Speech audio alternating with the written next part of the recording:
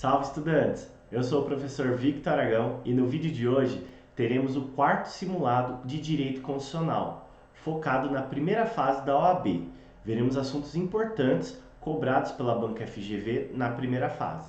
E antes de começarmos o simulado, já é inscrito no canal? Então se inscreve aí, deixe seu like, que assim você ajuda esse projeto e possibilita estar trazendo mais conteúdo, materiais simulados para vocês. Vamos agora à primeira questão do simulado. Questão 1, FGV. Após cumprimento de todas as formalidades constitucionais e legais exigíveis, o Estado alfa se desmembra, desmembramento por formação, ocasionando o surgimento de um novo Estado membro, o Estado beta.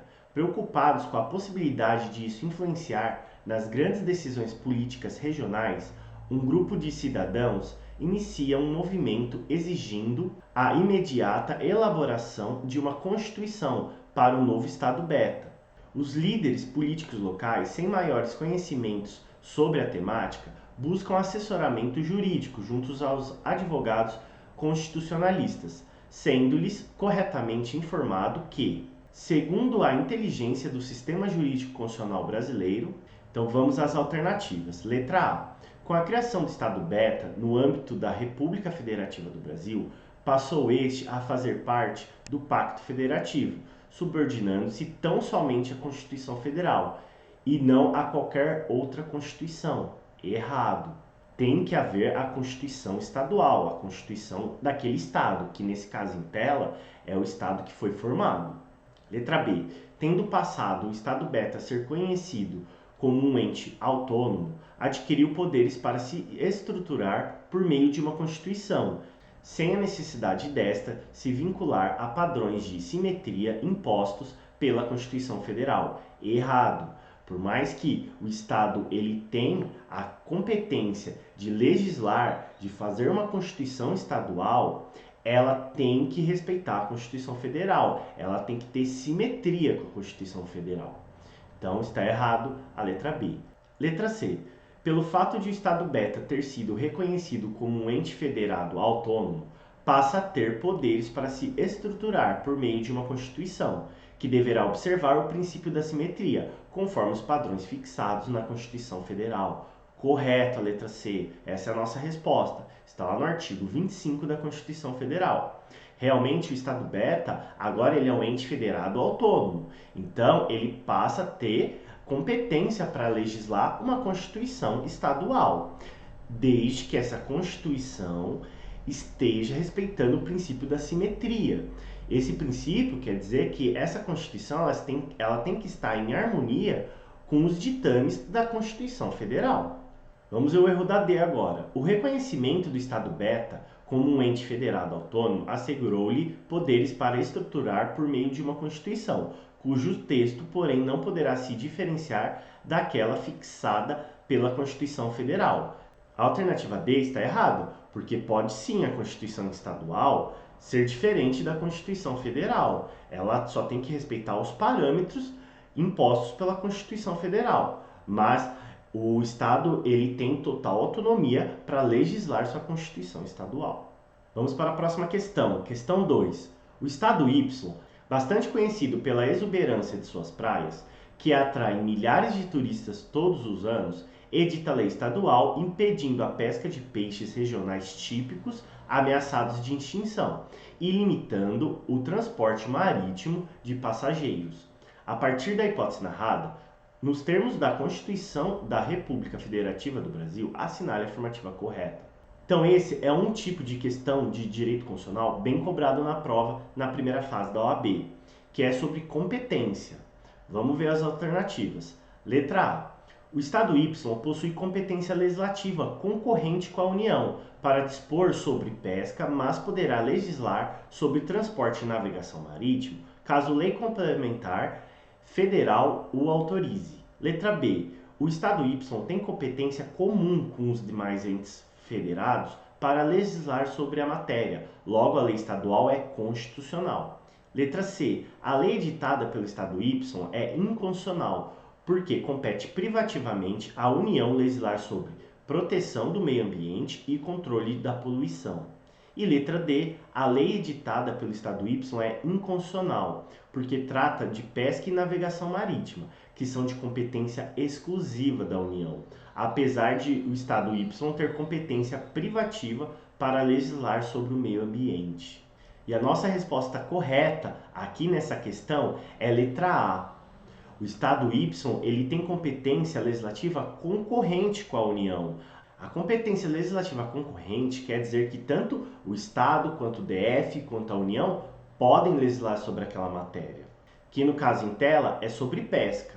Porém, não vai poder legislar sobre transporte e navegação marítima, porque isso já é competência privativa da União. Aí precisa de uma lei complementar autorizando que o Estado legisle sobre esses assuntos. Então, não é competência exclusiva da União, transporte e navegação marítima, pois se fosse exclusiva, não há de se falar em delegação. Não pode ter uma lei complementar autorizando outro ente federativo, que no caso é o Estado, a legislar. Então, não é competência exclusiva, e sim privativa da União, que aí precisa de uma lei complementar federal autorizando que o Estado legisle sobre aquele assunto. E sobre competência legislativa concorrente e privativa da União, temos os artigos 22 e 24. Eles trazem um rol de competência concorrente e de competências legislativas privativas da União.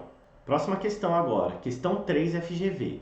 Os produtores rurais do município X organizaram uma associação civil sem fins lucrativos para dinamizar a exploração de atividade econômica pelos associados, bem como para fins de apresentá-los nas demandas de caráter administrativo e judicial. Anderson, proprietário de uma fazenda na região, passa a receber mensalmente carnê contendo a cobrança de uma taxa associativa, embora nunca tivesse manifestado qualquer interesse em ingressar na referida entidade associativa. Em consulta junto aos órgãos municipais, Anderson descobre que a Associação de Produtores Rurais, embora tenha sido criada na forma da lei, jamais obteve autorização estatal para funcionar. Diante disso, procura um escritório de advocacia especializado para pleitear judicialmente a interrupção da cobrança e a suspensão das atividades associativas. Assinale a afirmativa correta. Então, o assunto central dessa questão é sobre associação civil. E temos dois pontos aqui. Primeiro, se está certa essa cobrança para o proprietário da fazenda, que começou a receber mensalmente a taxa associativa. E o segundo ponto da questão é sobre se precisa de autorização legislativa para essa associação funcionar ou não. Vamos às alternativas. Letra A. Anderson pode pleitear judicialmente a interrupção da cobrança, a qual revela-se indevida, pois ninguém pode ser compelido a associar-se ou a permanecer associado, ressaltando-se que a falta de autorização estatal não configura motivo idôneo para a suspensão das atividades da associação. Essa é a nossa resposta, está correto. Está lá no artigo 5º da Constituição, inciso 18 e inciso 20. Então, para que tenha cobrança sobre associação, a pessoa ela precisa aceitar fazer parte daquela associação. Não pode ser de forma obrigatória. E o segundo ponto, sobre a constituição da associação, está correto. Ela não precisa de autorização legislativa para constituir uma associação. Vamos ver o erro das outras agora. Alternativa B. As associações representativas de classes gozam de proteção absoluta na ordem constitucional. Errado. De modo que podem ser instituídas independentemente de autorização estatal. Até aí, ok. E apenas terão suas atividades suspensas quando houver decisão judicial com trânsito em julgado. Errado. As atividades podem sim ser suspensas por uma decisão judicial e não precisa ser transitada em julgado. Agora, para encerrar as atividades daquela associação, aí sim, aí precisa de uma decisão judicial transitada em julgado. Então, para suspender, apenas uma decisão judicial. Agora, para encerrar as atividades daquela associação, precisa de uma decisão judicial transitada em julgado. Letra C. A Constituição de 88 assegura a plena liberdade de associação para fins lícitos, vedando apenas aqueles de caráter paramilitar, de modo que Anderson não pode insurgir contra a cobrança. Errado, ele pode. É um direito dele, é uma escolha dele querer participar da associação ou não. Não é uma coisa imposta, obrigatória para a pessoa que está naquela atividade daquela associação ter que se associar. Vez que desempenha atividade de produção e deve associar-se compulsoriamente. Errado. Letra D. A liberdade associativa, tendo em vista sua natureza de direito fundamental, não pode ser objeto de qualquer intervenção do Poder Judiciário. Errado. Claro que pode, dependendo da situação ali da associação, ela pode sim ter intervenção do Poder Judiciário, desde que tenha alguma irregularidade, alguma ilegalidade. Então, está totalmente errado esse início da letra D. De modo que Anderson apenas poderia pleitear administrativamente a interrupção da cobrança dos valores que entende indevidos. Errado, o Poder Judiciário ele pode sim intervir, desde que ele seja acionado e seja constatado alguma irregularidade, alguma ilegalidade. Então, está errado a letra D.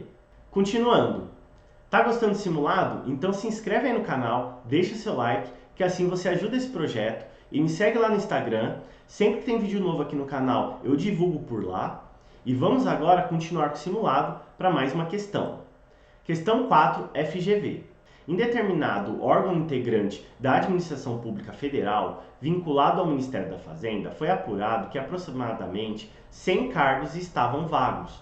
O presidente da República, mediante decreto, delegou ao ministro da Fazenda amplos poderes para promover a reestruturação do aludido órgão público, inclusive com a possibilidade de extinção dos cargos vagos. Assinale a afirmativa correta. Bom, aqui temos um assunto sobre a competência do presidente e nesse caso se pode ou não delegar, o que é competência dele e o que pode ser delegado e para quem pode ser delegado.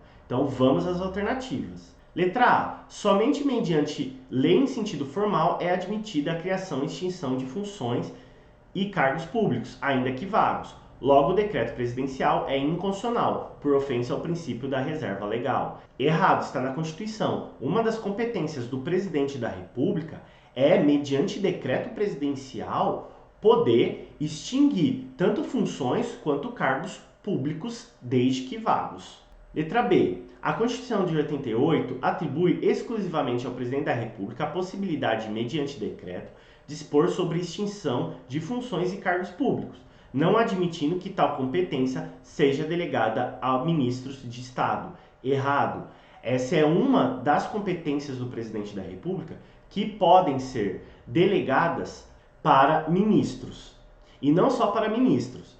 Essas competências elas podem ser delegadas para ministros, para o Procurador-Geral da República e para o Advogado-Geral da União. Vamos à alternativa C. O referido decreto presidencial se harmoniza com o texto constitucional, uma vez que o presidente da República pode dispor, mediante decreto, sobre a extinção de funções ou cargos públicos, quando vagos, sendo permitida a delegação dessa competência aos ministros de Estado. Correta a letra C. Essa é a nossa resposta. Está lá no artigo 84, inciso 6. Esse inciso, ele dá quais são as competências mediante decreto presidencial que o presidente pode fazer. E no parágrafo único desse artigo, ele mostra quais são dessas competências que o presidente pode delegar para ministros, PGR e AGU.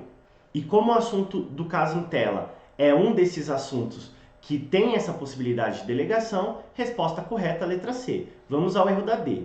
A Constituição de 88 não permite que cargos públicos legalmente criados, ainda que vagos, sejam extintos. Errado, já está errado. Pode sim, desde que esses cargos estejam vagos. Bom, e assim chegamos ao fim de mais um simulado. Espero que tenham gostado. Vimos assuntos importantes cobrados na primeira fase da OAB da matéria de Direito Constitucional. Qualquer dúvida, deixa aí nos comentários que eu respondo vocês. E até o próximo vídeo, estudantes!